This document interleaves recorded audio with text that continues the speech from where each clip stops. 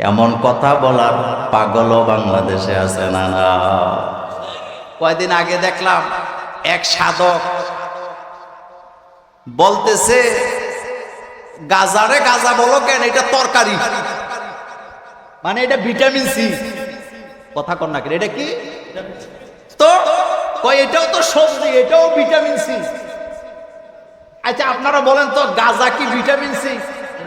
আমি বললাম গাজা যদি ভিটামিন সি হয়, তো ভিটামিন সি খাইলে তো শরীরে সতেজতা আসে, ব্রেন ভালো হয়, কিন্তু এটা খাইলে ব্রেন ভালো হয় না, ডুলে। কথা কন না কেন? কুষ্টিয়াতে মাদক বিরোধী মিটিং বসছে। কি বিরোধী? কোন জেলায়? লালনের জেলা কোনটা? কুষ্টিয়া। তো মিটিং এর মধ্যে জুডিশিয়াল ম্যাজিস্ট্রেটও ছিলেন, আইন শৃঙ্খলা বাহিনীর লোকেরা আছে। সবাই বক্তৃতা দিচ্ছে কি করে জাতিকে, সমাজকে কি করা যায়, নেশা থেকে বাঁচানো যায়। মাঝখান থেকে একজন দাঁড়ায় বলতেছে, স্যার নেশা বন্ধ হোক, এটা আমি চাই, কিন্তু গাঁজা যদি একবারে বন্ধ করে দেন তাহলে সাধু সাধকেরা খাইব নাকি? কথা কি বুঝলেন? সাধু সাধকেরা খাবেটা কি? তার মানে বুঝা গেল যেই মিটিং এ বসছে মাদক নিয়ন্ত্রণ করার জন্য, অর্থাৎ সরিষা নিয়ে আসছে ভূত তাড়াবার জন্য, কিন্তু ভূত এখন ঢুকছে কোথায়?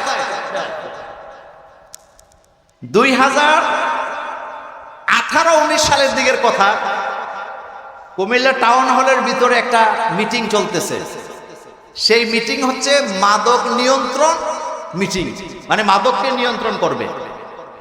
পুলিশ আছে, বিজিবি আছে, আর্মি আছে, ডাক্তার আছে, তারপরে শিক্ষক আছে, সুশীল সমাজের সাংবাদিকেরা আছে, এর ভিতরে ছাত্রছাত্রীরা আছে, কলেজের ছাত্রছাত্রী আছে, স্কুলের ছাত্রছাত্রী আছে, মাদ্রাসার ছাত্রছাত্রী আছে, আবার কিছু মোল্লাও আছে।